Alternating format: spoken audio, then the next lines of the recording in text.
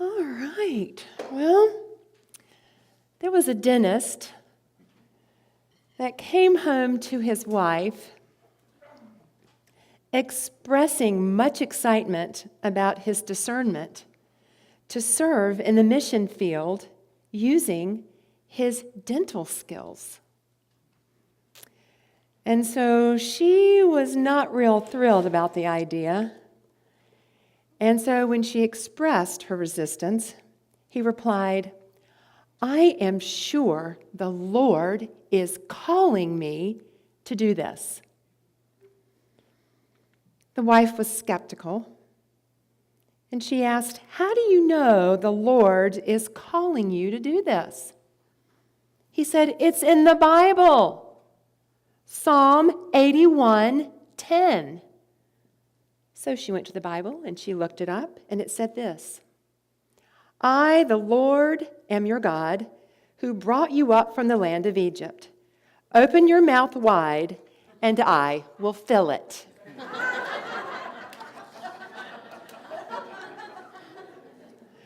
I told you when I first got here that sometimes there would be groaners on Sunday morning.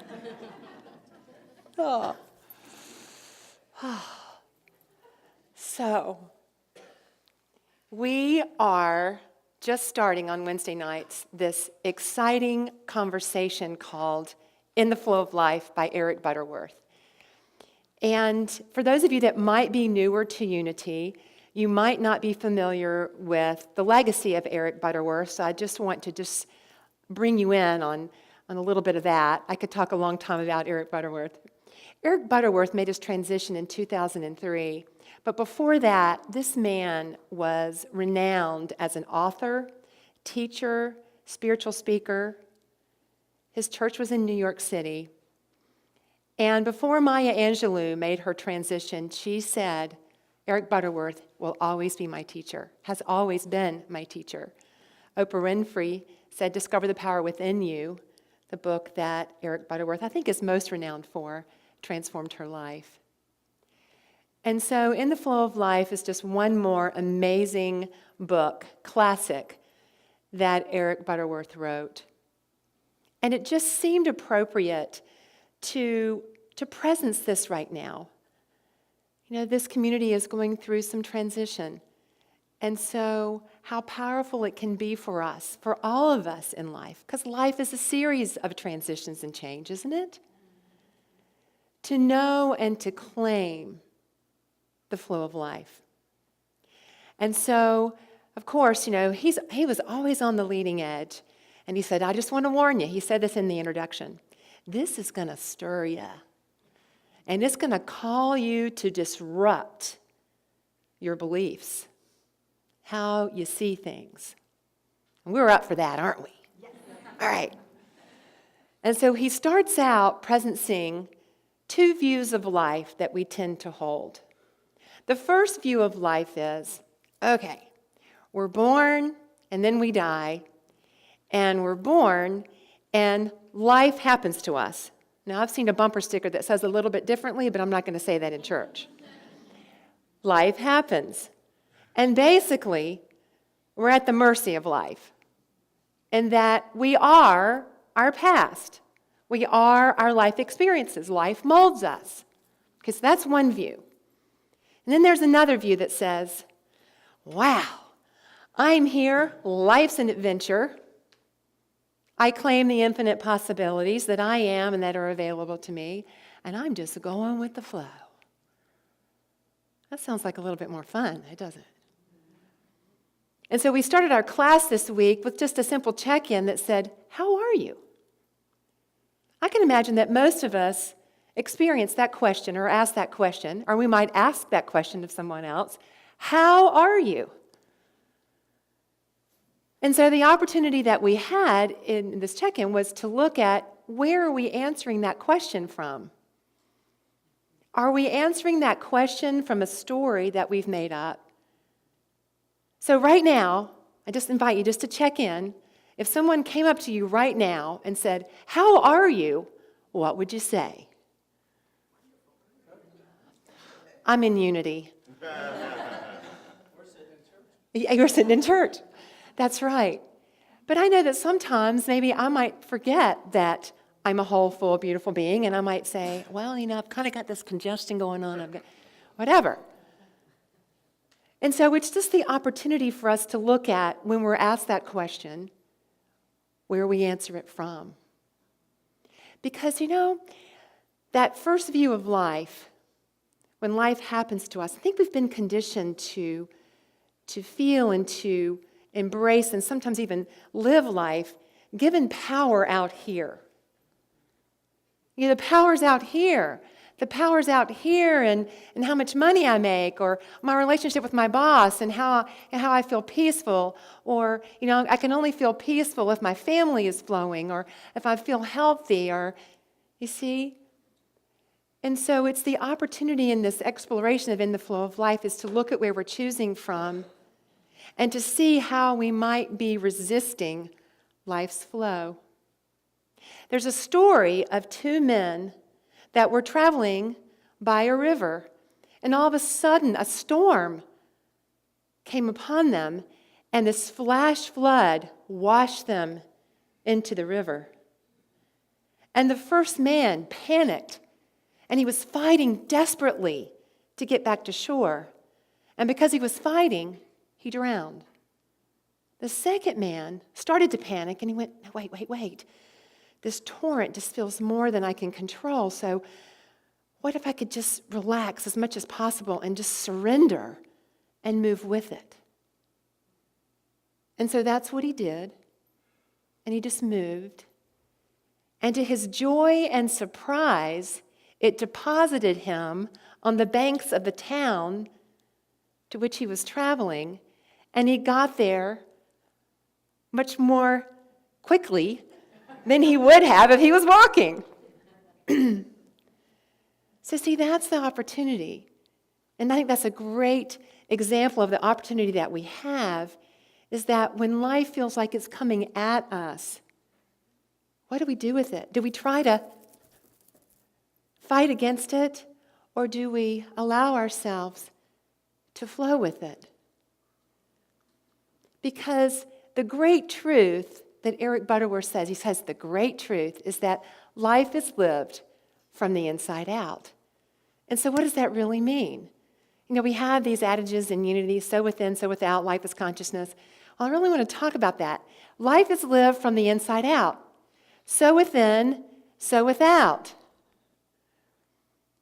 And what that is that the background of that is, just like we talked about or we experienced in the meditation, is that there is a flow of life that we all are.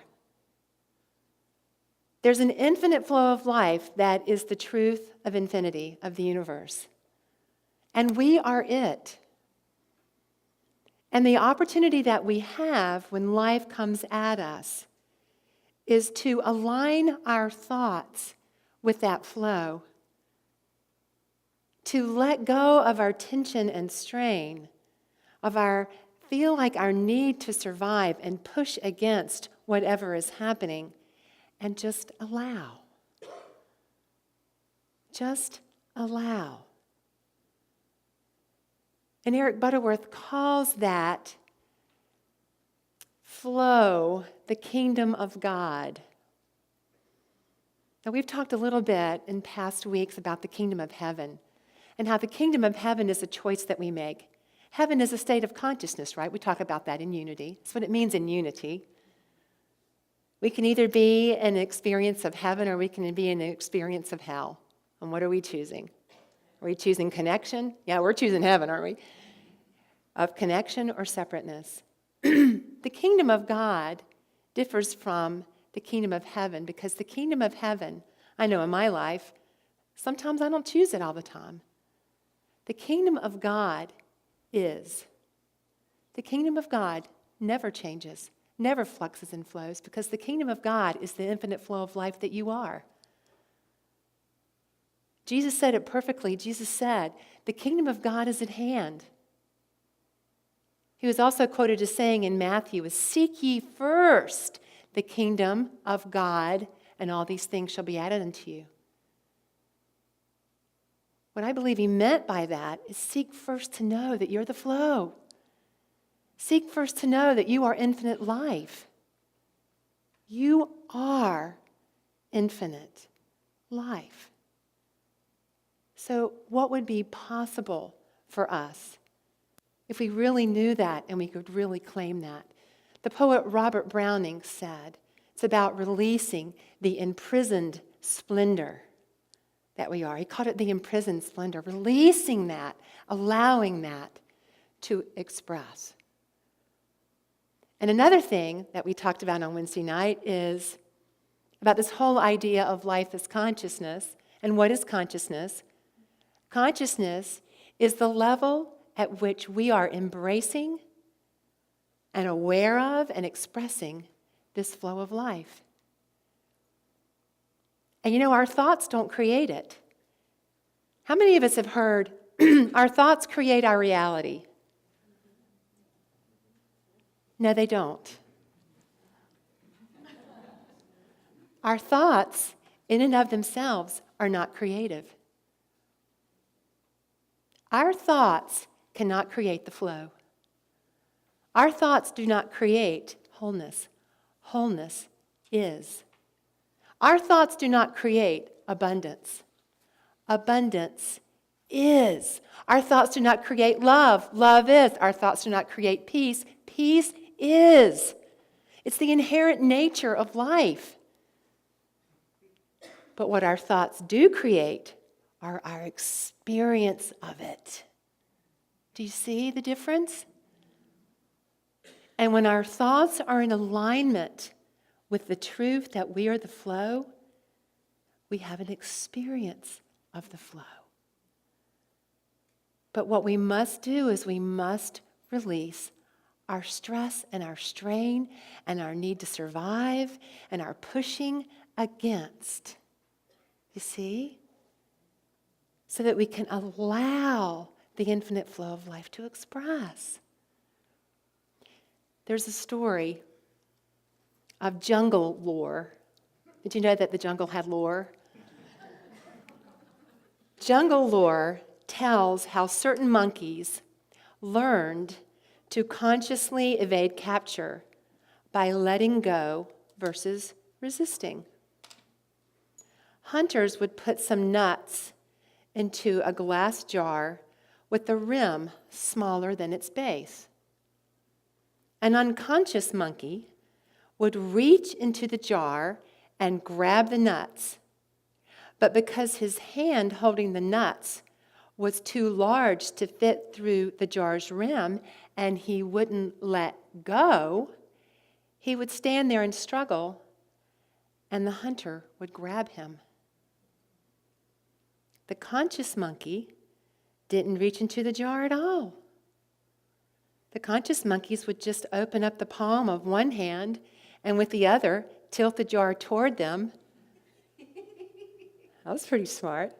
So the nuts would just fall right into their open palm. No struggle, and they won the prize. See, folks, that's just a microcosm of what we can do.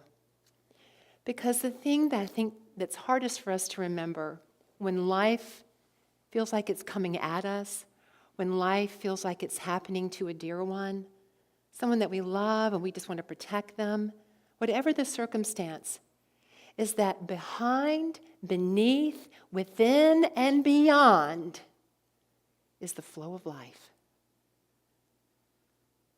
In truth, there is no lack. In truth, there's always infinite life, infinite possibilities, infinite love. And what is ours to do in those moments when life feels hard, life feels like a struggle, is for us to breathe and affirm, I am the infinite flow of life. And the infinite flow of life is expressing as that person's life that I love in this circumstance, in this person, in me, in the world.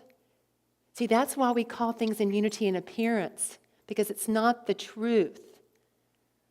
Every headline you hear on ABC News is an appearance.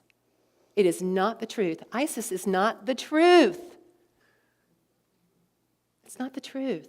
The truth is the infinite flow of life, folks. And those of us that are aware of that can call it forth every time we hear a headline, every time we see somebody on the side of the road.